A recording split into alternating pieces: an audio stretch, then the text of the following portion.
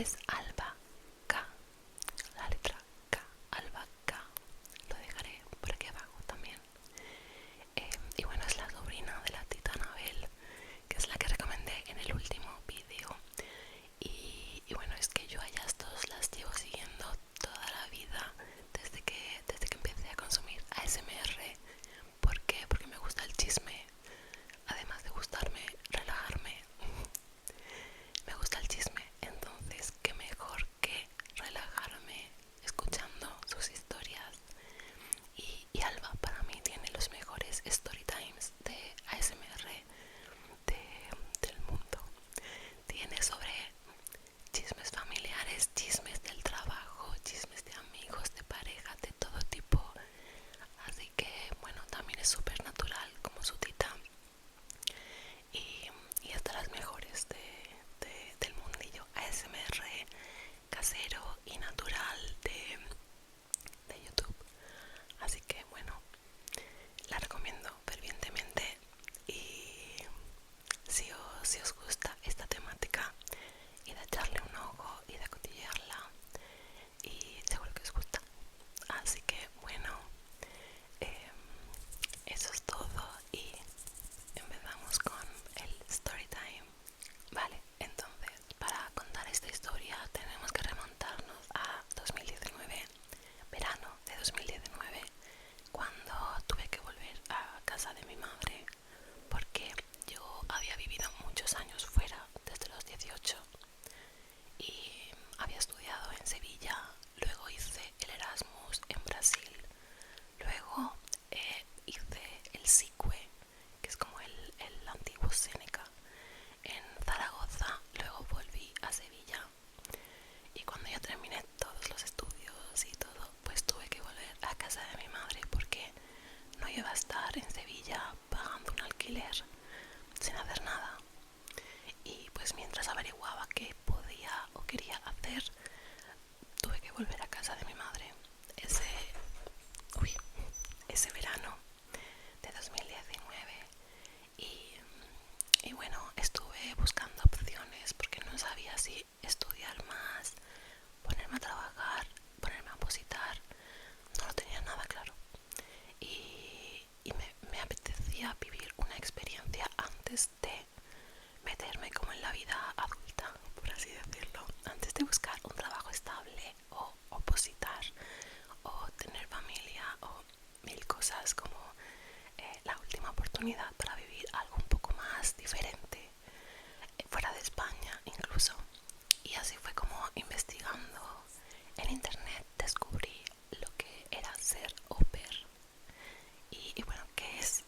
Pues básicamente es un trato entre dos partes, una familia en casi cualquier país del mundo y una persona extranjera que quiere viajar a ese país por algún motivo. Entonces, eso es un trato en cada circunstancia, en cada caso. Puede cambiar todo porque es algo, eh, es una experiencia independiente y depende de la familia y de ti. Entonces no puedo hablar por todas las experiencias como au pair, pero suele ser una familia que busca ayuda para cuidar a sus hijos o para enseñarles idiomas, y una chica, normalmente chica extranjera, que va a vivir a la casa de esa familia a cambio de un sueldo, a cambio de alojamiento, a cambio de comida, a veces a cambio de coche. Te dan como esas facilidades y ese sueldo a cambio de algunas tareas que tienes que realizar. Entonces esas tareas son siempre diferentes, ese sueldo es diferente, y para mí es la parte más importante a tener en cuenta antes de vivir esta experiencia, porque puede cambiarlo todo. Entonces, si alguna de vosotras está pensando en vivir esta experiencia, que tenga en cuenta esto que voy a decir ahora y que tenga mucho ojo. ¿Por qué? Porque en el contrato, bueno, la situación como au pair no está casi regulada, no se considera casi ni un trabajo. La familia hace un contrato, pero no es realmente vinculante, no es algo muy legal. Entonces, bueno, no estás incluso dada de alta en la seguridad social del país, ni te cuenta como un empleo oficial. Entonces, bueno, sí, no es muy vinculante, que digamos, pero es muy importante. ¿Para qué? Para marcar tus límites de qué estás dispuesta a hacer y qué no, marcar tu salario, marcar tu tiempo libre, tus días libres, tus horas de trabajo, por así decirlo.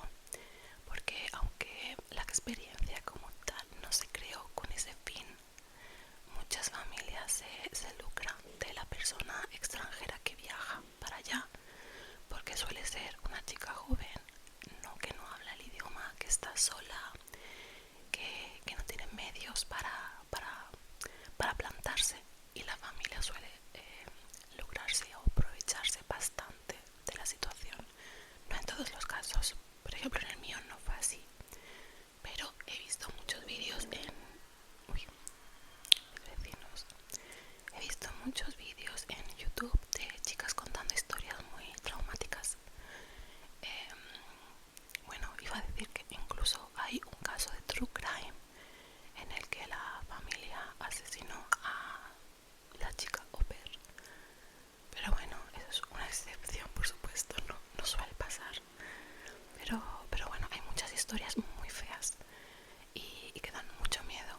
Por eso creo que es importante elegir bien a la familia, pero sobre todo hacer un buen contrato y tener muy claros tus límites y tener muy claro que puedes volverte a casa si algo pasa. Entonces, eso, y que no deja de ser un trato.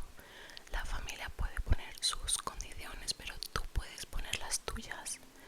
Y que originalmente el programa de au pair se creó como era menos un trabajo, era más una experiencia. Por ejemplo, una familia quiere que sus hijos aprendan español, buscan a una chica española, y a cambio esa chica española va a estar integrada completamente en la familia, como una hija más o como un miembro más de la familia.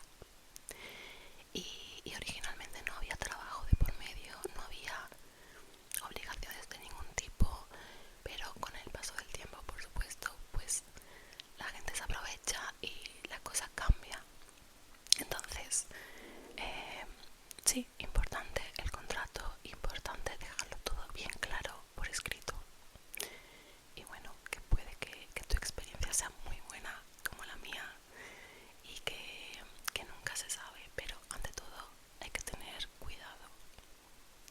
Entonces, eso, estuve en una página buscando diferentes familias.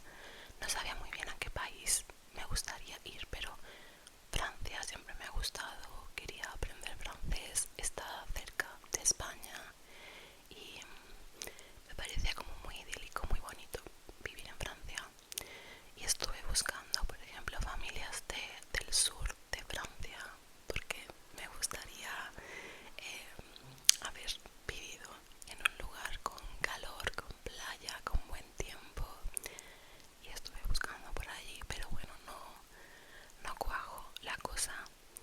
Y al final encontré a mi familia, que era de cerca de París, es decir, centro norte, cerca de París, pero no en la ciudad, sino en una aldea, en un pueblo diminuto de 2 calles, un lugar muy pequeño.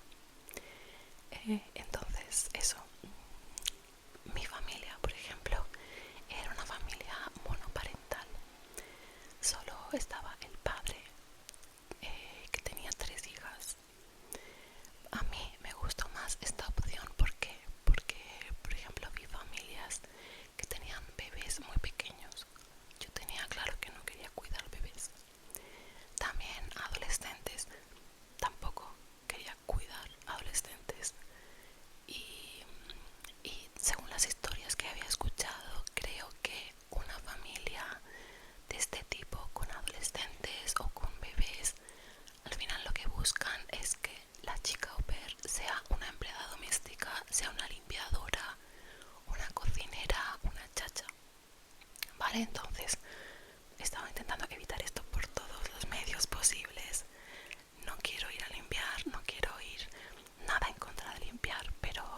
si eres limpiadora tienes que tener un sueldo en condiciones, ¿vale? Y si eres chica au pair cobras bastante poco porque no tienes que trabajar, por así decirlo.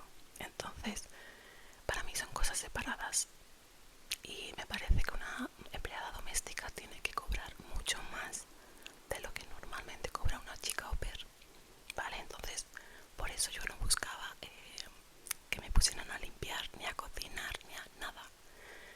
Y, y bueno, encontré a esta familia que también me gustó porque el padre era alemán, la madre que había fallecido era argentina y tenían 3 niñas de 7,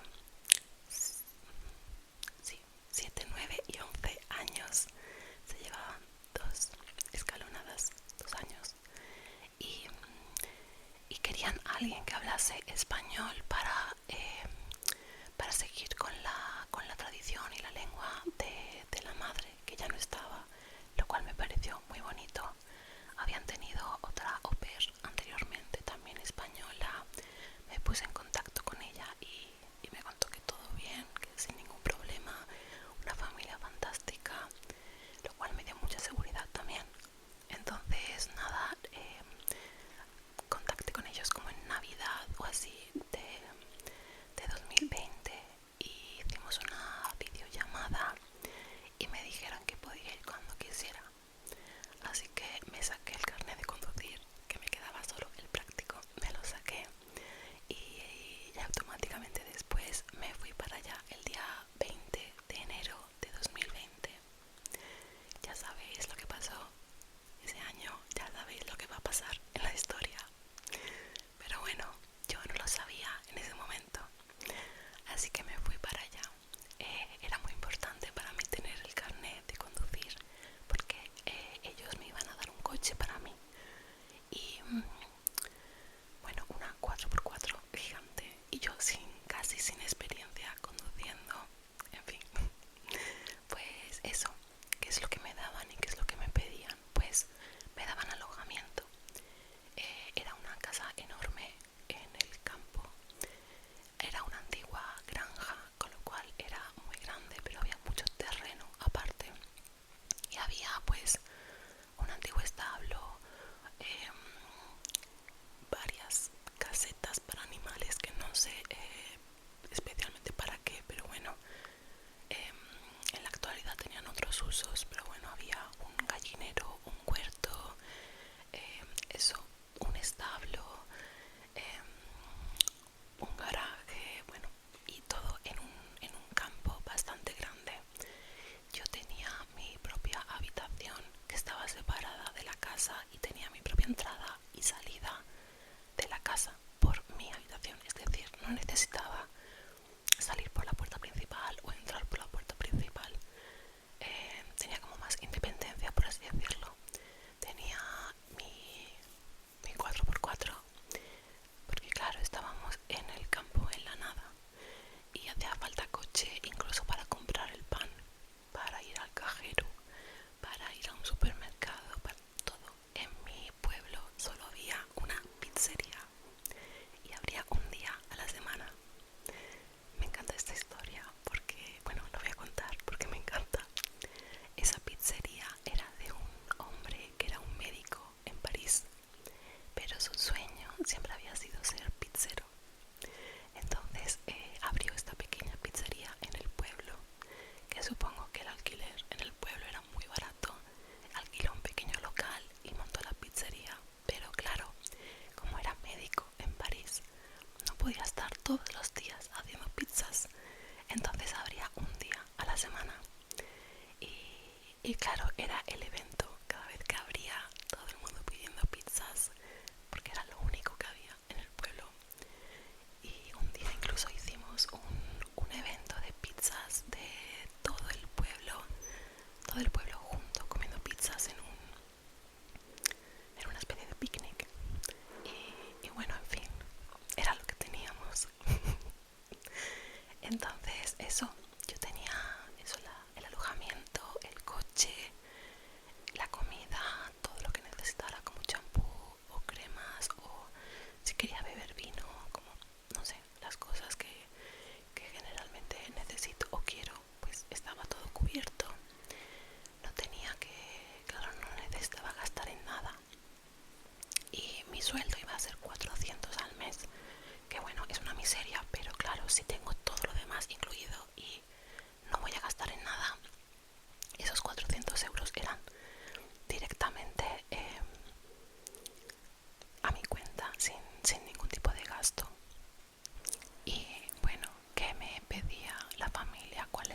mis obligaciones o mi trabajo como tal, pues hablar con las niñas en español,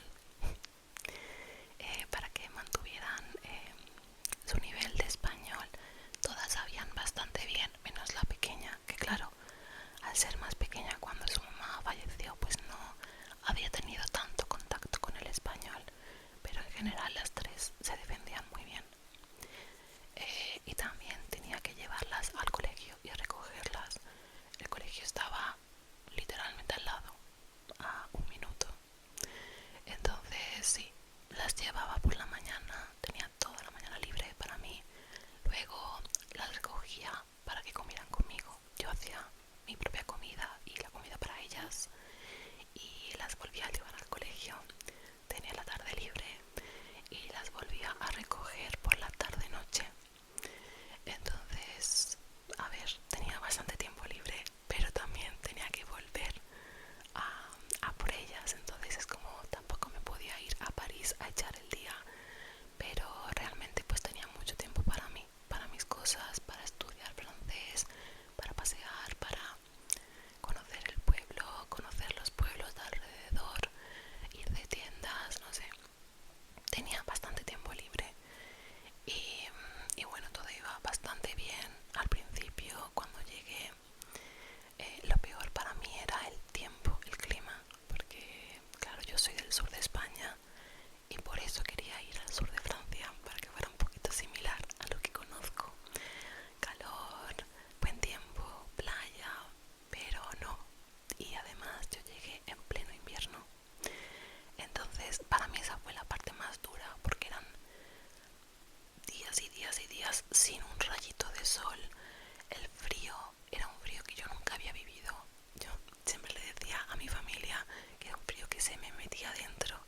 Era como que aunque me abrigase, el frío estaba dentro de mí, como súper loca, perdida. Pero de verdad era un frío que no había experimentado nunca antes. Entonces pues claro, tuve que aprender a quitar el hielo del coche, del cristal del coche, porque me acuerdo la primera mañana que tuve que coger el coche y estaba el cristal helado y yo no sabía qué hacer. Y empecé a echar agua caliente por el cristal, se volvía a congelar, yo allí agobiada, en plan, ¿qué hago? ¿Qué hago? Y resulta que hay que rascar el hielo con un rascador, pero bueno, cosas que nunca había vivido, lo siento. Tuve que aprender a hacer fuego en la chimenea, tampoco tenía ni idea. No sé, como cosas básicas que pues la verdad no había tenido que hacer nunca antes. Y tuve que comprarme muchas vitaminas, porque claro, al no ver el sol en semanas empecé a volverme cucú. Estaba muy triste, estaba muy... lloraba mucho, bueno, en fin, las cosas de no tener luz ni sol. Pero bueno, por lo demás bastante bien. Las niñas eran las mejores, ¿vale? Eran muy listas, divertidas, carismáticas. Las mejores, para mí las mejores, la verdad. Incluso muchas veces nos confundían con una madre y tres hijas, porque físicamente, no con las tres, pero sobre todo con una, nos parecíamos muchísimo. Teníamos el pelo igual, la misma personalidad, el mismo gusto, era como yo en pequeñita. Entonces eran como mis amigas y mis hijas a la vez. Y la verdad es que desde el día uno, súper bien con ellas, súper bien. El papá sí que es verdad que al ser alemán era muy serio, era buena persona, pero era muy serio. Entonces a mí me daba un poquito de miedo, un poquito de respeto, como sentía como que también era mi padre, ¿vale? Y que éramos cuatro niñas y él era como el jefe de la casa. Pero bueno, sí, claro, esto era mi percepción al principio, lógicamente. Luego fue a mejor y mejor y mejor cuando ganamos confianza. Pero bueno, muy bien. También me subieron el sueldo en la primera semana, porque claro, en la casa había limpiadora, había servicio doméstico,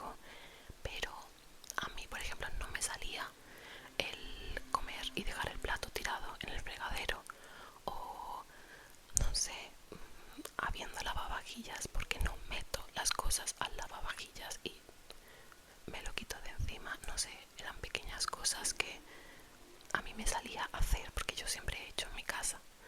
Y pues empecé a hacer cositas así como, por ejemplo, poner el lavavajillas, quitar el lavavajillas, no sé, limpiar con un trapito la encimera si hay mugre, tonterías, tonterías. Pero claro, el padre habló conmigo y me dijo, mira, te vamos a subir a 500 al mes porque estás haciendo muchas cosas que no entraban en el plan y, y bueno, pues te lo mereces. Y yo dije, pues perfecto, me lo merezco. No te voy a decir que no, porque sí, me lo merezco y lo quiero. Pero, pero eso, como siempre me sentí bastante valorada, bastante respetada. Nunca me forzaron a hacer nada, ni me obligaron a tener más responsabilidades, ni a nada. Siempre me trataron como una más de la familia. Fuimos a, por ejemplo, a Versalles de excursión, fuimos a París. em, claro, todo esto antes de que llegara el COVID, porque al poco tiempo de estar en Francia llegó el COVID. Entonces todo lo que estoy contando es pre-COVID. Entonces eso era la época pre-COVID. Entonces íbamos a museos, al cine, a hacer picnics, al lago de excursión, a París, a Fontainebleau, a Versalles, a 1000 sitios. ¿Qué pasó? Que efectivamente llegó el COVID. Estaban hablando de cerrar fronteras, de confinamiento, de tal, sobre todo en España. En España ocurrió antes que en Francia. Entonces recuerdo que llamé a mi madre y le dije, ¿qué hago? ¿Me vuelvo? ¿Me quedo? ¿Qué hago? Y mi madre me dijo, mira, si te vuelves a casa vas a estar en un piso diminuto conmigo. Si te quedas allí tienes campo, tienes libertad, tienes mucho espacio, vas a estar disfrutando de la naturaleza, no vas a estar encerrada en casa. Y bueno, pues es una experiencia, ¿no? Claro, porque en mi contrato, no lo he dicho, mi contrato era para 6 meses nada más. Y entonces, claro, a mí me daba un poco de miedo quedarme y no poder volver jamás a mi casa. O que pasara algo, porque claro, yo llevaba allí un mes más o menos y no sabía, todo iba bien, pero yo no conocía del todo a la familia, ni, no sé, me daba mucha claustrofobia quedarme en Francia y estar atrapada, que cerrasen las fronteras, que no pudiera salir, no sé. Pero bueno, al final, con lo que me dijo mi madre, dije me quedo, porque además mi madre y yo cuando vivimos juntas chocamos mucho y digo, no quiero pasarme un confinamiento peleándome con mi madre a diario, no, prefiero una familia desconocida, que bueno, que al final tuve suerte, ¿vale? Al final todo fue bastante bien, fue una buena decisión, no me arrepiento para nada de haberme quedado y creo que fue lo mejor que podía hacer, la verdad. Entonces, bueno, llegó el COVID, llegaron varios confinamientos, las fronteras cerradas, las niñas sin colegio, metidas en casa, el padre también sin tener que ir al trabajo y bueno, fue duro al principio, no voy a decir que no porque fue duro y, y bueno, es que claro, hay más cosas a tener en cuenta en esta situación, pero tampoco quiero meterme en la intimidad de nadie ni contar cosas no secretas pero íntimas sobre nadie, entonces bueno, lo dejo ahí. Era un poco duro al principio, era un poco duro y sentía que no tenía mucha intimidad, sentía que no tenía mucho tiempo sola, porque claro, antes estaba casi todo el día sola, podía hacer lo que yo quisiera y ahora, aunque tenía mucho espacio físico, no tenía espacio real donde estar sola, donde tener mi intimidad, donde no sé, sentirme como más adulta y a mi aire. Entonces al principio me costó bastante adaptarme a esta nueva situación. Sí que estaba muy a gusto, pero era difícil, era difícil. Creo que fue difícil para todos.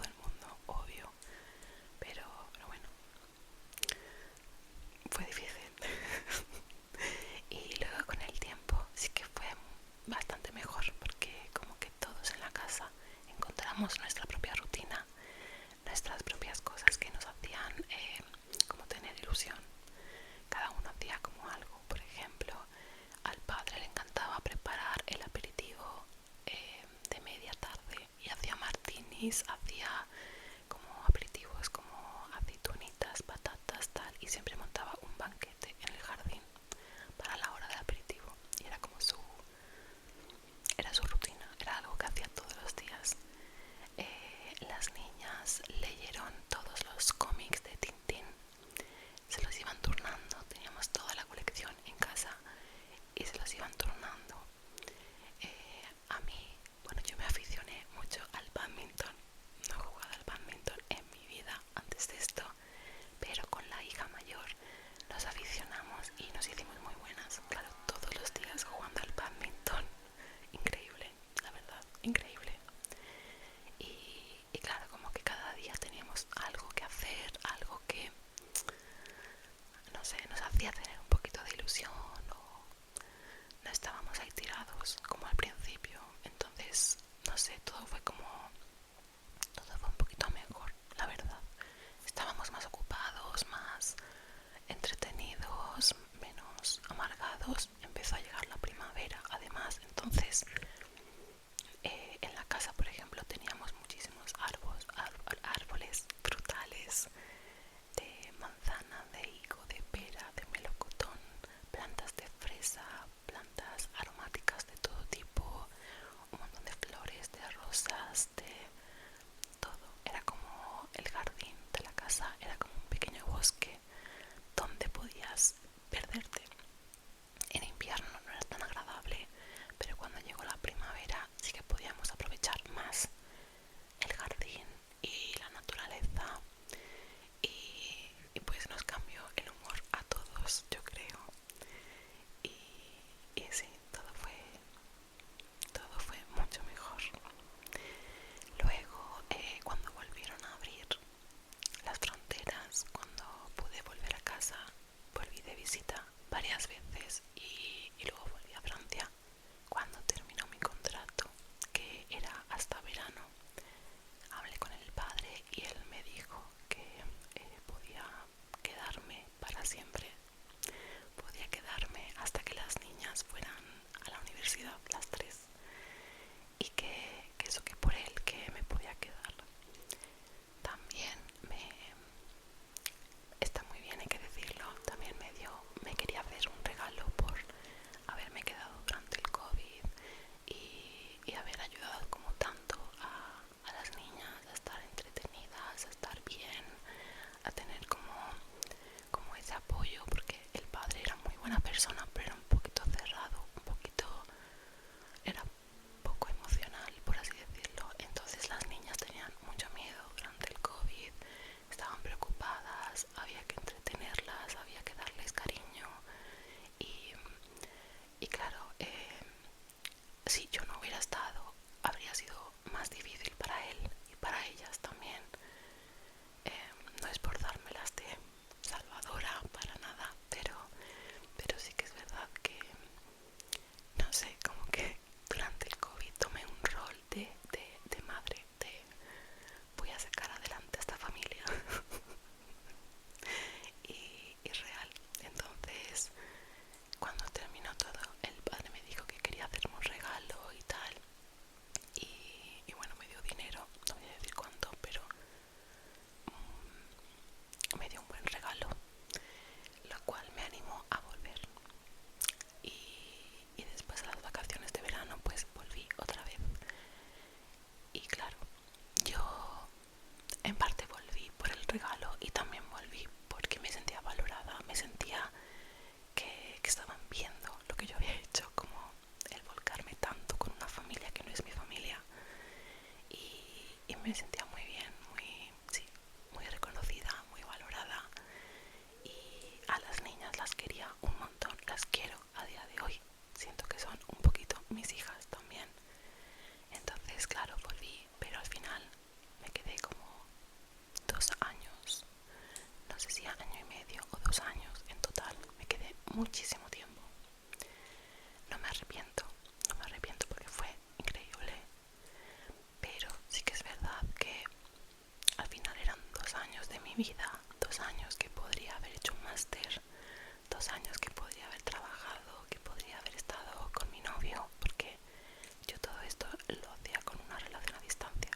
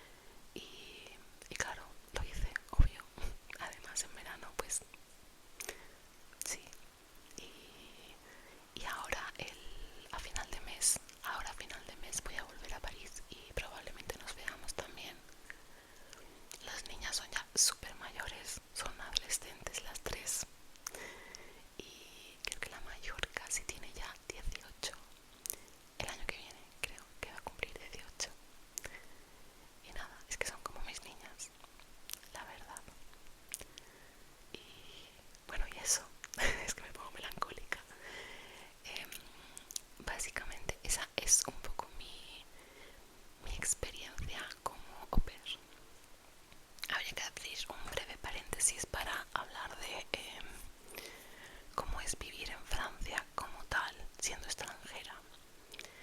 Pero quizás lo haga en un próximo vídeo porque hay cositas más negativas y no sé, después de hablar de una experiencia tan bonita no me apetece abrir el melón de cómo es ser extranjera en Francia. Entonces, bueno, quizás lo cuente en un próximo vídeo, algunos problemitas que tuve, algunas cosas que me pasaron y sí, creo que lo voy a dejar así para que no se enturbie la experiencia. Y nada, espero que si alguna de vosotras o alguno de vosotros estaba pensando en ser au pair, pueda ayudarle un poquito este vídeo y tenga en cuenta mis consejos, sobre todo lo del contrato. Y nada, que al final es tener cuidado, pero también es suerte. Entonces, nunca se sabe, es como con el Erasmus o con muchas otras experiencias, siempre hay negativas, muy negativas y muy positivas, y hasta que no lo pruebas no lo sabes. Así que bueno, yo os aconsejaría probar y ya está, que pase lo que pase. Así que nada, espero que os haya gustado, que no haya sido muy chapa y bueno, que os haya parecido